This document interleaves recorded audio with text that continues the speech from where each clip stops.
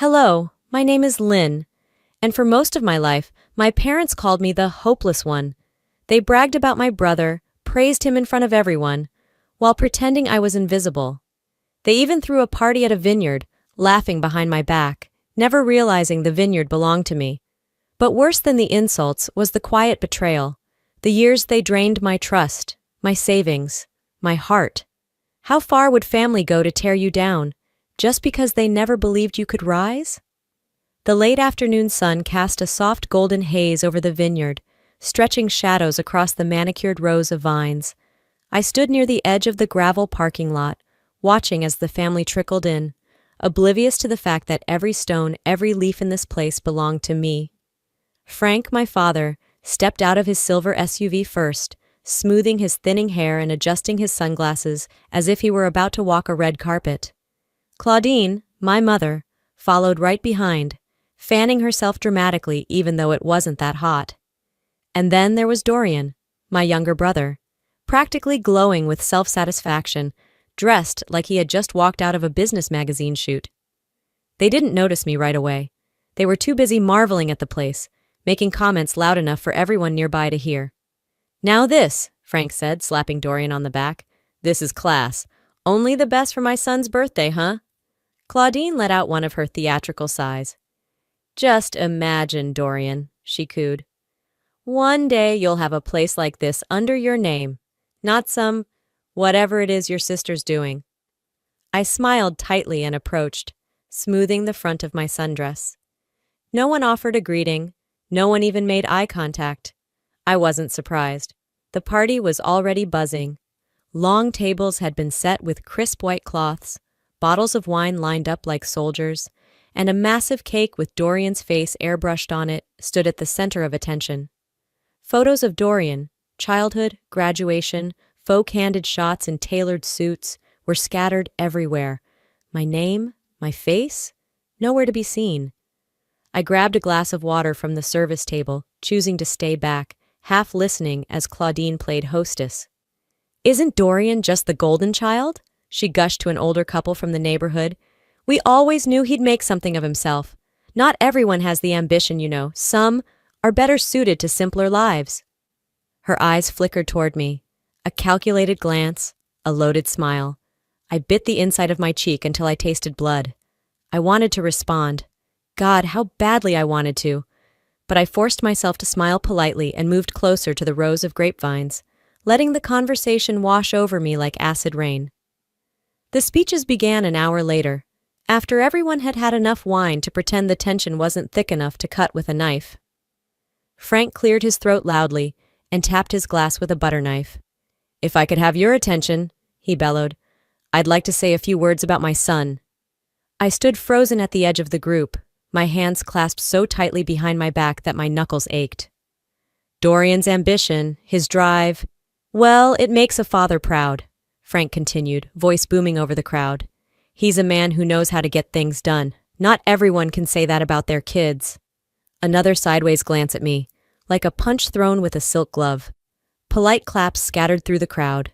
A few awkward smiles. No one knew where to look. I kept my head high, my smile just a hair's breadth from cracking. My chest burned with humiliation, but I didn't move. I refused to give them the satisfaction. The evening sunlight deepened into a soft amber glow, the air cooling slightly. Servers bustled about, offering canapés and refilling champagne flutes. Conversations hummed, glasses clinked, a picture-perfect celebration if you ignored the undertones of cruelty lacing every other word my parents spoke. A sharp, familiar ache pressed against my ribs. A memory resurfacing. How many birthdays, graduations, milestones had I stood just like this, on the sidelines, smiling through the ache, pretending it didn't matter? It mattered. Frank raised his glass one final time. "Here's to a future we can all believe in," he said. His meaning was clear. A future without dead weight, without me. I watched the others raise their glasses, their faces a blur of forced celebration. I set my own glass down, untouched, and took a slow breath. For now, I chose silence. Not because I was defeated, but because I was planning. Because somewhere deep inside, a small voice, a voice that had been ignored for too long, whispered clearly, "Not this time." The glass still sat abandoned on the edge of the long table, catching the last bit of light like a forgotten promise. I stepped away from the crowd, each footfall deliberate, weaving between pockets of laughter that didn't quite reach the eyes. My chest was tight, not from the wine I hadn't touched, but from the unbearable weight of pretending. Near the far edge of the vineyard, where the vines thickened and the noise of the party thinned into a muted hum, I raised my phone to my ear. The screen was dark. I wasn't calling anyone. I just needed an excuse to be alone for 5 minutes without having to explain myself. The breeze shifted slightly, bringing with it the scent of earth and ripe grapes. I closed my eyes and let it wash over me, trying to steady the tremor that had taken root in my hands. Behind me, faint but still clear, I caught snippets of my mother's voice. "Honestly," Claudine said with a sugar-sweet lilt that never fooled me, "not everyone's cut out to succeed. Some people are better off marrying well, finding a nice, stable husband, settling down instead of whatever it is Lynn thinks she's doing." A few women tittered awkwardly. No one corrected her. No one defended me. The words didn't hit like a slap anymore. No, they sank deeper, settling into old wounds that never quite healed, no matter how thick a skin I thought I had built. The breeze carried me backward in time, whether I wanted it to or not. I was 16 again, standing in our cramped kitchen, clutching a sketch pad full of designs I had poured my heart into. Frank barely glanced at it before muttering, "Dreams are fine, but real life needs something sturdier than crayons and pipe dreams." Claudine had simply smiled, that same brittle smile, and said, "Maybe focus less on silly drawings and more on finding someone to take care of you, sweetheart." It had been the same song and dance through my early 20s. When Dorian flunked out of his second job, after wrecking my father's old truck and racking up debts he couldn't explain, it was me who emptied my savings to cover the costs. They hadn't even said thank you. Frank had just clapped Dorian on the back and told him, "Everyone makes mistakes, son. You'll bounce back." Mistakes, it seemed, were only forgivable if you were the right child. My phone buzzed uselessly in my hand, jarring me back to the present. I slid it into my purse and turned around just as Frank's voice rose above the party noise. "Let's all raise a glass," he bellowed, holding his champagne high, "to Dorian, the pride of this family. Thank God we have him, or who knows where we'd be." A ripple of laughter passed through the guests, some genuine, some strained. I felt the muscles in my jaw tighten. I could practically hear the unsaid words underneath. Thank God we don't have to rely on Lynn. My mother beamed up at Frank like he had just delivered a state address. Dorian laughed and tipped his glass at the crowd, his Rolex catching the setting sun. I forced a smile, a tiny, paper-thin thing. Inside, something sharp and electric was stirring, something that wasn't sadness. Not anymore. For so long I had internalized every slight, every whispered doubt, every backhanded compliment. I had worn their condescension like a second skin, pretending it didn't weigh me down. Tonight, though, something was cracking. The woman they thought they were mocking, the hopeless one, the dreamer, was standing on her own land, her own success hidden just beneath their arrogant noses. The thought should have made me feel triumphant. Instead, it made me sad. Sad for the years I had wasted trying to earn a love that was always conditional. Sad for the young woman who had believed their validation was something worth chasing. Frank laughed again, a booming, careless sound that made my stomach knot. I didn't need their approval. I didn't even want it. I glanced back toward the main courtyard where guests were milling, laughing, pretending not to notice the sharp barbs my parents kept throwing.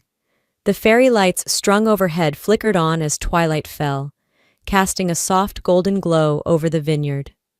And somewhere between my father's words and the clinking of glasses, a new truth settled deep in my bones. I would never let them define my worth again. The laughter around the courtyard carried on, but I no longer let it tether me. Instead, I drifted toward one of the side tables, pretending to adjust a centerpiece.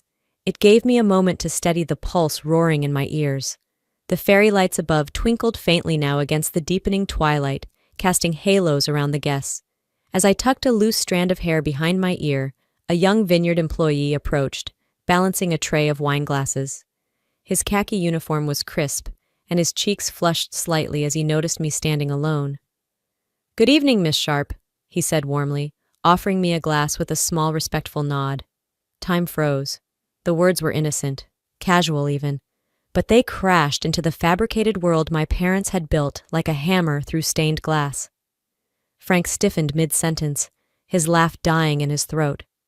Claudine's eyes snapped to mine, wide with sudden suspicion. Dorian, clutching a half-eaten canapé, stared at me like he was trying to solve a puzzle he didn't know existed until now. I accepted the glass smoothly, giving the employee a polite nod of thanks. Poor kid. He had no idea he'd just pulled the first thread that would unravel everything.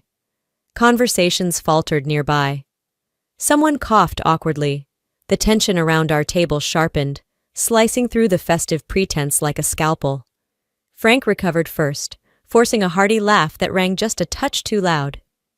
"Miss Sharp, huh? Looks like we got some VIP treatment tonight, eh?" Claudine chimed in, her voice brittle. "Well, of course, we do have connections. Family ties run deep, don't they, darling?" She leaned over and patted Dorian's arm like he was some visiting dignitary. I said nothing.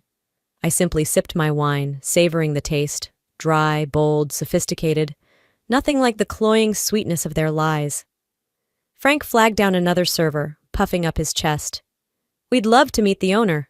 Ought to thank him properly for putting together such a fine evening." Claudine gave me a pointed look, eyebrows raised. "You'll introduce us, won't you, sweetheart? I mean, you must know someone here to even get invited." The bait hung there between us, shimmering. I could have dragged it out, let them twist in the wind a little longer, but a lifetime of swallowing their condescension had sharpened my instincts, and tonight I was done playing. I set my glass down carefully, letting the faint clink ring out like a bell announcing a new hour. Then, with a calm that felt almost surgical, I turned to face them fully. "You're looking at her," I said simply. The world seemed to tilt on its axis. Frank's mouth opened, but no sound came out. Claudine blinked rapidly, as if trying to clear fogged-up glasses. Dorian gawked, his hand still frozen mid-air with a half-eaten canapé. Around us, the buzz of conversation died a slow death.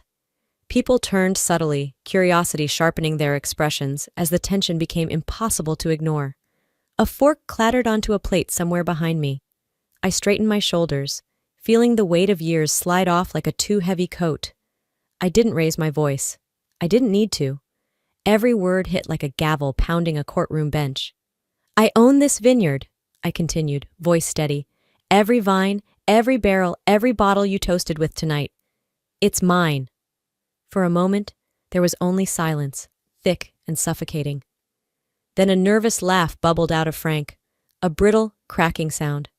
"Come on, Lynn, don't joke about serious things. We're talking real business here, not your hobbies." Claudine forced a smile, reaching for the lifeboat he had thrown. "Yes, dear. It's lovely you're working here, or volunteering, or whatever it is." I didn't blink. "I own it," I repeated. "I bought this land 3 years ago, built the business from scratch, while you were busy telling everyone how hopeless I was." Frank's face purpled. Claudine's lips pressed into a thin, bloodless line. Dorian, ever the golden boy, looked genuinely lost for once, a fish flapping on dry land. "You must be confused," Frank finally managed, voice tight. "No bank would give you that kind of loan without—" "Without what?" I cut in smoothly. "Without Dorian co-signing? Without you approving? Without someone holding my hand?" He blustered, searching for a foothold that wasn't there. "It's true," I said. "You never saw me, never believed in me, but it didn't stop me. It built me." I could feel the shift now, the crackle of energy changing direction. For the first time, it wasn't me shrinking under their scrutiny. It was them, exposed and scrambling. All around us, guests whispered behind napkins, through side glances they didn't bother to hide. I let the silence stretch a heartbeat longer, savoring it. And then, with a calm smile that tasted sweeter than any revenge could ever hope to be, I picked up my wineglass again and took a slow, deliberate sip. In that stunned silence, I realized the real celebration had just begun, and it was mine. The applause that never quite started died quickly. A brittle silence hung over the courtyard like a heavy mist. People avoided looking directly at me, choosing instead to glance at each other, uncertain whether to offer congratulations or condolences. It was almost comical, this sudden discomfort at a celebration they had orchestrated without ever thinking I might be more than background noise. Frank chuckled dryly, slapping Dorian's back a little too hard. "Well, isn't that something?" he said, his voice strained into cheerfulness. Claudine clutched her wineglass with white-knuckled hands, her smile pulled too tight across her face. "Of course we always knew Lynn was capable," she offered, the words tasting sour even as she forced them out. Dorian just stood there, blinking as if someone had hit him with a 2x4. His mouth worked silently for a moment before he shook his head and chuckled under his breath, the sound hollow. I said nothing. I didn't need to. Every second that ticked by spoke louder than anything I could have said. Guests began to murmur again, cautiously sipping from their glasses, giving polite smiles, carefully stepping around the invisible wreckage now littering the evening. Still, my parents weren't the type to admit defeat, not even when cornered. Frank approached me about 20 minutes later, while the sky had started bruising into shades of violet and gold, and the fairy lights buzzed overhead. "You know," he began, clapping me lightly on the shoulder like we were old buddies, "your mother and I have been tossing around a little idea. Something small, modest, really." I arched an eyebrow, waiting. "We've been thinking about investing," he continued, his tone casual in a way that made my skin crawl. "Starting a boutique wine label, maybe. Something family-oriented. Wouldn't need much seed money, just a little help to get it off the ground. And who better to support family than... Family?" Claudine appeared at his side like a ghost, her smile syrupy sweet. "Blood is thicker than water, after all," she chirped. "We stick together, don't we, sweetheart?" It took every ounce of discipline I had not to laugh. Not bitterly, not cruelly, but the kind of laugh that comes when you realize a magician's trick is so obvious you can't believe you ever fell for it. "I'll think about it," I said smoothly, draining my glass and setting it on the table with a faint click. That was it. No promises, no invitations for further conversation. Just a cold, clean end to the subject. They didn't push. Not yet. But the desperation in their eyes was loud enough to drown out the buzz of the lights. Later that evening, as twilight gave way to night and the vineyard lights painted everything in a soft, deceptive glow, I heard Claudine's voice carrying across the patio. She stood among a group of guests, a fresh glass of Chardonnay in her hand, laughing that high, practiced laugh she reserved for performances. "Dorian's been considering taking over a vineyard soon," she said breezily, waving her glass as if casually imparting divine truth. "Such a natural fit, really. He's always had the business mind for it. Probably sooner than later." Several heads nodded approvingly. No one looked my way.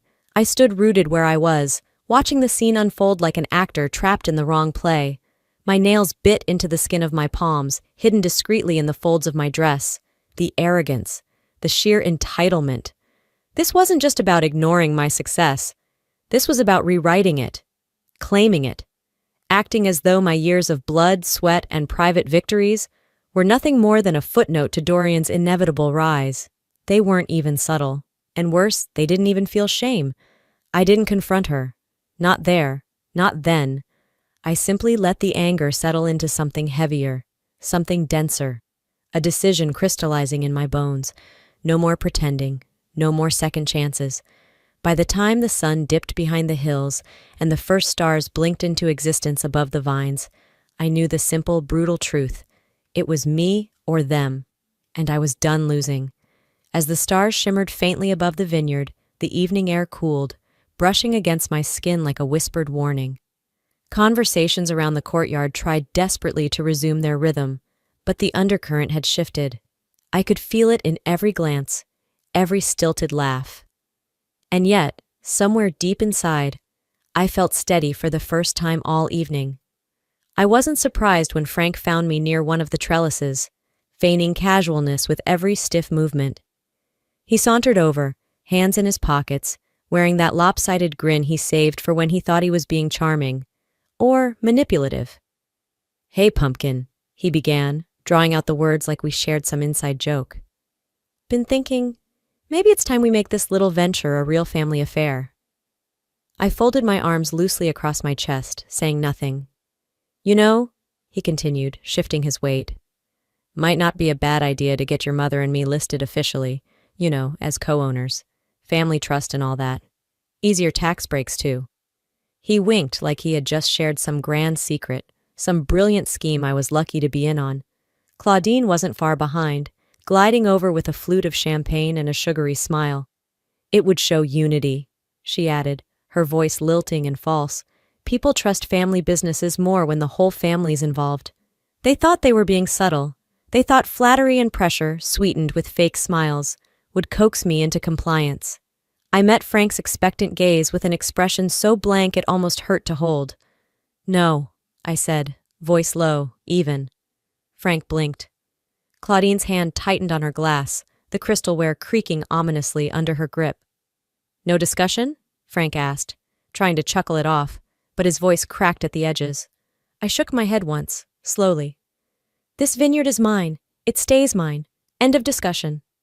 The look that passed between them was fast, but not fast enough for me to miss. A flare of anger, wounded pride, and calculation. Fine, Frank said, the words spat out like a rotten seed. He clapped me a little too hard on the shoulder and walked away, Claudine trailing behind, whispering furiously in his ear. I watched them go, not with sadness, but with a kind of detached inevitability. Later, as the evening limped along, Claudine's voice rose above the crowd once again. Ladies and gentlemen, she called brightly, a quick moment, please. A screen flickered to life near the main terrace, a slideshow rolling through pictures of Dorian. Baby pictures, high school victories, college ceremonies, even corporate headshots that looked suspiciously photoshopped to make him appear taller, broader, more impressive. Slide after slide, memory after memory, but not one included me, not a single one. Around me, murmurs grew. Guests exchanged awkward glances. Some even shifted uncomfortably, stealing glances in my direction before quickly looking away. A few mouthed small apologies with their eyes, but none dared to say anything aloud. I stood still, the glass in my hand tilting slightly.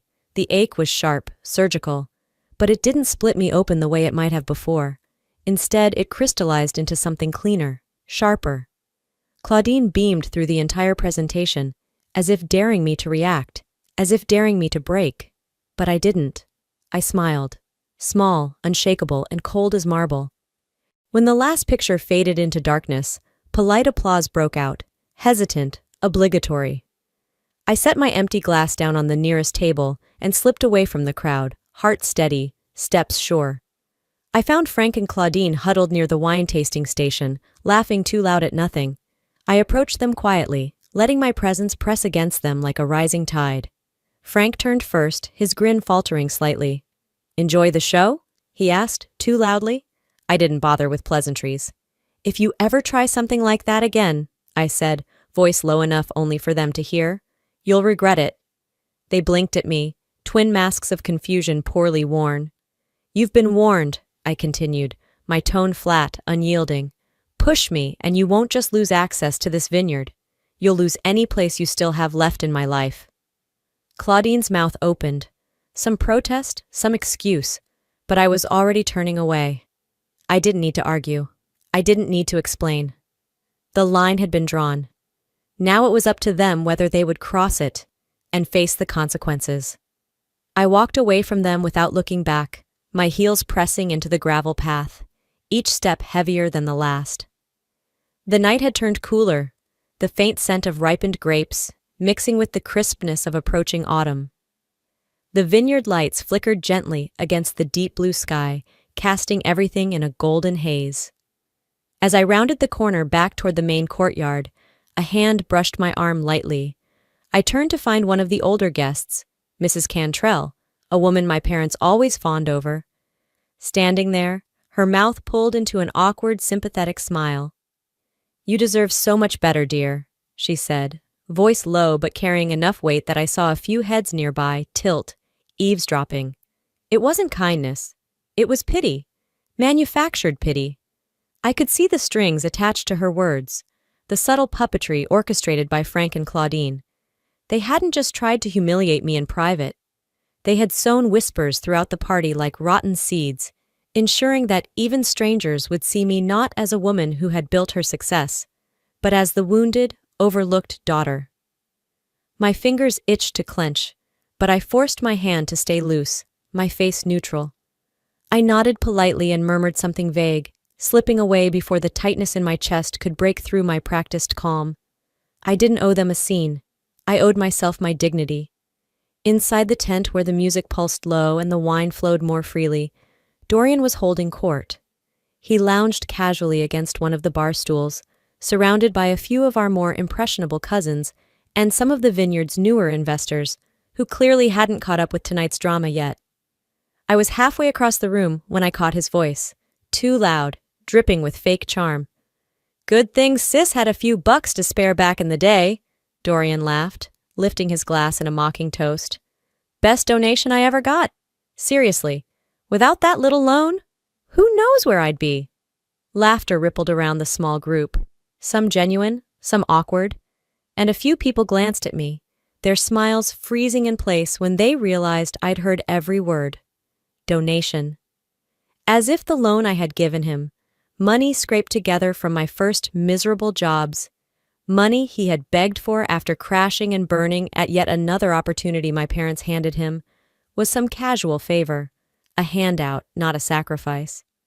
I stood there for a beat too long, feeling the weight of every eye in the room shift toward me, expecting me to laugh it off, to play along, to stay in my place. I didn't. I didn't smile. I didn't raise my glass. I didn't even blink. I simply turned on my heel and walked away, leaving Dorian's punchline hanging limp in the stale air behind me. By the time I made it outside again, I had barely cooled down before Frank decided to make his own grand contribution to the evening's humiliation parade. Standing near the bonfire pit, drink in hand, he was regaling a group of guests with stories about the sacrifices he made for his children. "I could have been a partner at my firm, easy," he said, shaking his head with faux humility. "But no, I chose family, gave it all up to make sure they had what they needed." He chuckled, raising his glass. At least with Dorian, it was worth it. The words struck like tiny, precise blows. Not one mention of me, not one acknowledgement of my years of struggle, the money sent home when bills piled up, the silent support that went unnoticed and unthanked. It would have broken me once. Not tonight. Not anymore. I felt something inside me harden, not brittle, not fragile, but forged. A kind of resolve that didn't need an audience, didn't need recognition. They had chosen their narrative. Now I would choose mine. I didn't storm over. I didn't raise my voice. I didn't demand to be seen. Instead, I slipped through the party like a ghost, gathering the pieces of myself they had tried so hard to splinter, fitting them back together with a fierce, quiet dignity they would never understand. As I moved past the clusters of whispering guests, past the clinking glasses and artificial laughter, I realized something so clear, so devastatingly simple. The only way they could keep hurting me was if I kept standing in their line of fire, and that was about to change. I moved back toward the courtyard, the buzz of the party washing over me like static. The twilight had deepened into full night, strings of lights overhead casting a soft, falsely warm glow. I spotted Claudine near the dessert table, a cluster of neighbors and distant relatives orbiting her like moths drawn to a flame. She was in her element, smiling too brightly, laughing a shade too loud. As I passed, her voice lifted over the hum of conversation, clear enough for everyone to hear. "Running a vineyard is such a lovely hobby," Claudine said, a sweet poison lacing her words. "But real business? That's for the big players." A few guests chuckled nervously. Some looked at me, then quickly away, their faces folding into polite discomfort. I didn't react. Not a twitch, not a blink.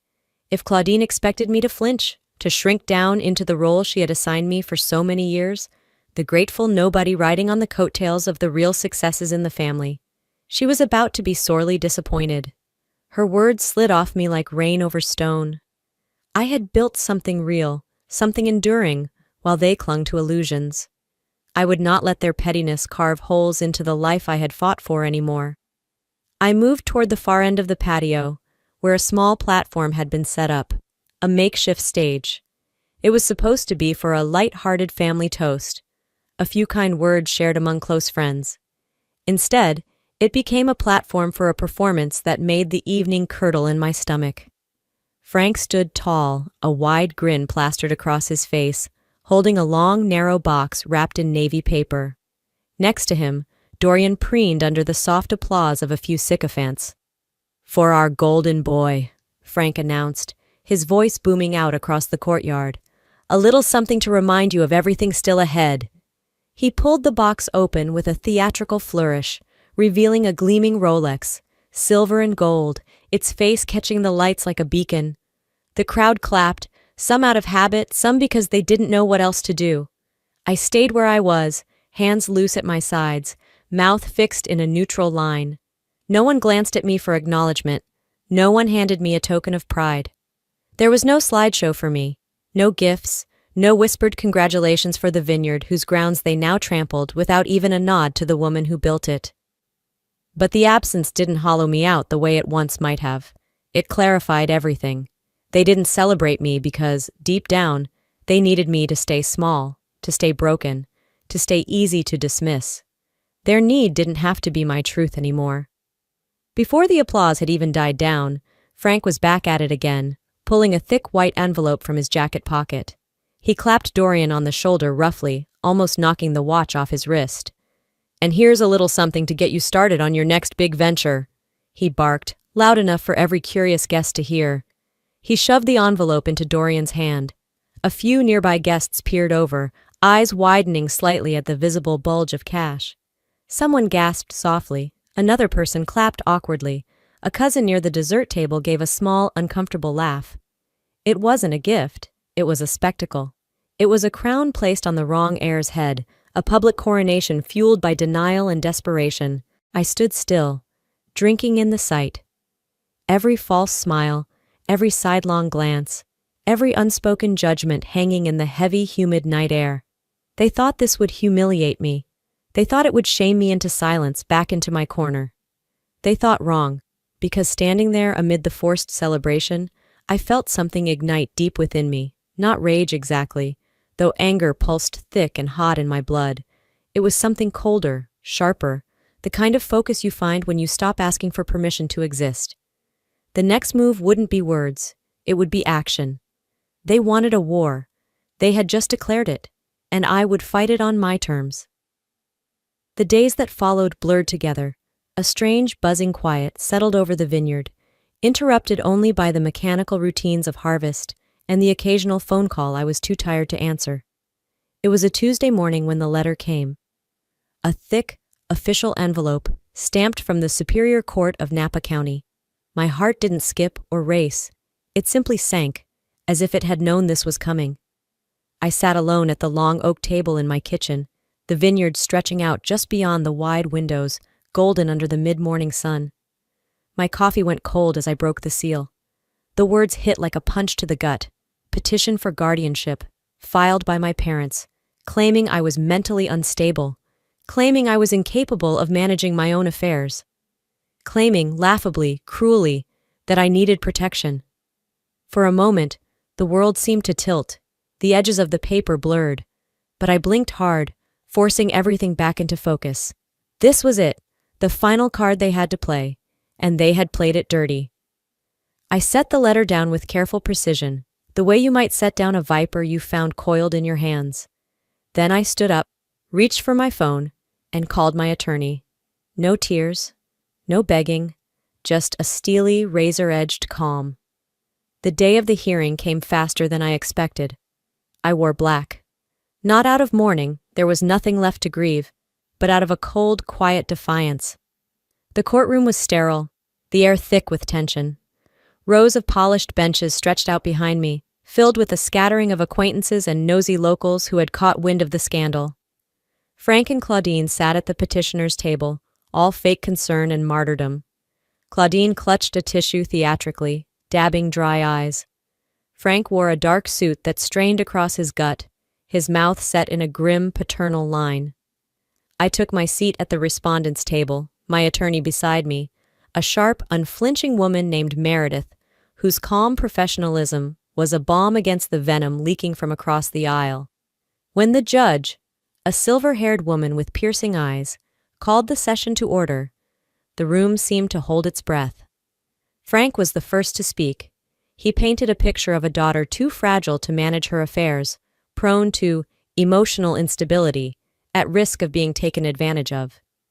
He spoke of concern and love, words that curdled in my stomach the second they left his mouth. Claudine followed, voice trembling just enough to sell the performance, describing me as isolated, erratic, in need of support. I said nothing, not yet. When my turn came, I rose slowly. Not rushed, not defensive. I opened a folder I had prepared and handed copies to the judge to opposing counsel. Bank statements, text message threads, emails, years' worth of documentation, proof of loans I had made to them, loans they had never repaid, loans they had pretended were gifts while privately mocking my generosity, proof of their attempts to siphon money under false pretenses, fake business ventures, medical emergencies that never existed, phantom debts owed to imaginary creditors, and more, screenshots of Claudine bragging to a friend about tricking Lynn into footing the bill again, Frank joking about how the dumb one finally paid off. There was an audible gasp from the back of the room. The judge's face hardened. Opposing counsel tried to object, but it was weak, flailing. Meredith was ready. She tore their argument apart systematically, citing case law, presenting affidavits from former employees who had witnessed years of emotional manipulation. Frank blustered. Claudine sniffled. But the mask had cracked, and underneath was something rotten and obvious. The judge recessed briefly. When she returned, her verdict was swift, her voice cutting through the courtroom like a scalpel. Petition for guardianship is hereby denied. The court finds no evidence to support claims of incompetence. Furthermore, the petitioner's conduct raises serious concerns regarding financial exploitation and emotional abuse. The gavel came down with a satisfying finality. It was done. I stood, smoothing my jacket, turning to face the courtroom, and more importantly, to face them. Frank looked thunderstruck. Claudine had gone sheet white, the tissue in her hand crumpled beyond use. I didn't yell. I didn't gloat. I simply said, clearly, for all to hear, "You don't own me. You never did." Then I turned and walked out. The sunlight outside was blinding after the sterile dimness of the courtroom. I paused at the top of the courthouse steps, letting it wash over me. It felt like shedding a second skin, one stitched together with shame and duty and invisible bruises. I was free. Not because they gave me permission, because I took it. The courthouse doors swung closed behind me with a final thud that echoed louder in my chest than it did in the air. I didn't look back. Not once. Outside, life moved on without a second glance at the battle I had just fought. Cars honked, pedestrians crossed streets. Somewhere down the block, a street musician was playing a lazy guitar tune that didn't quite match the storm still slowly calming inside me. Word of the trial spread faster than I expected. Napa Valley wasn't a small town, but news like this, the kind you didn't print on invitations, had a way of rippling through the vineyards and dinner parties. Some old family friends, perhaps out of habit or discomfort, clung to the old script. I overheard whispers at a local cafe. Dorian's doing so well. Such a bright future ahead of him. I sipped my coffee and stared out the window, the comments sliding off me like rain off a freshly waxed car.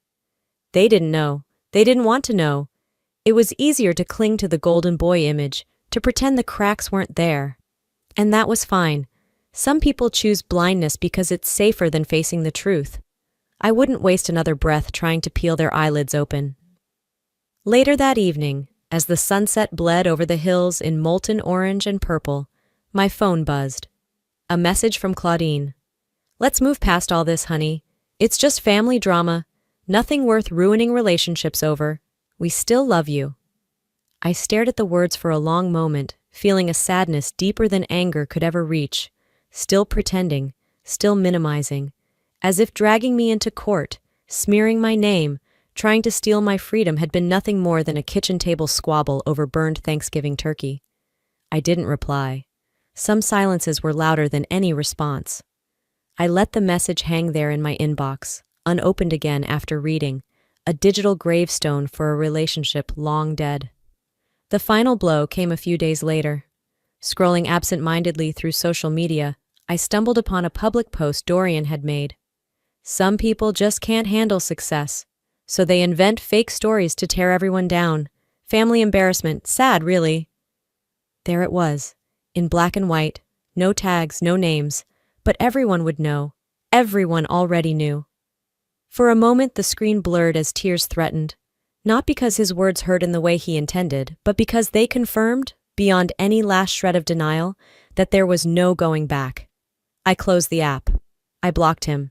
I set the phone down and folded my arms on the table, laying my head down for a few long, shaking breaths. Grief and fury wrestled in my chest, hot and sharp. But they didn't win. I sat up, exhaling slowly.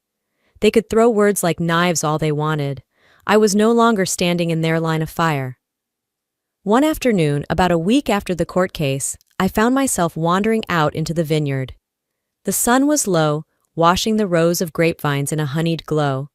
I sat down on a weathered wooden bench near the edge of the property, the same spot where, years ago, I had dreamed wild dreams of success, of belonging, of being enough. The wind stirred the vines softly, a low whisper of a song only I could hear. Healing wasn't a clean, straight path. It wasn't glamorous. It wasn't triumphant marches and sweeping speeches. It was sitting with the hurt. It was letting the silence answer questions you'd stopped daring to ask. It was understanding that some scars don't ever vanish, but they stop hurting the same way. I didn't have the perfect family. I didn't have public vindication. But I had peace. I had my vineyard. I had a future that belonged to no one but me. And that was enough. As the sky darkened into deep blues and purples, I tilted my face up toward the first shy stars peeking through. Some storms don't clear the sky, but they clear the path. And for the first time in my life, the road ahead was mine alone. After everything, if there's one thing I've learned, it's this. You are not obligated to keep toxic people in your life, even if they share your blood. Family isn't defined by who raised you or whose name you carry. It's defined by respect, trust, and love. And if those things are missing, you have every right to walk away. No apologies needed. Freedom doesn't always look like a victory parade. Sometimes it's quiet. Sometimes it's lonely. But it's always worth it. I fought for my dignity. I fought for my peace. And standing here now, I can tell you, it was the best decision I ever made. Now I'd love to hear from you. Have you ever had to choose yourself over someone you loved? Do you believe blood should automatically equal loyalty? Why or why not? Drop your thoughts in the comments below. I genuinely want to hear your story. And hey, if this story touched your heart even a little bit, if you felt seen or understood, please hit that subscribe button and join our growing community. Leave a 1-inch in the comments if you believe in choosing yourself. Let me know where you're watching from. And if this story wasn't quite your cup of tea, tell me why. Your feedback matters, and I want to create stories that truly resonate with you.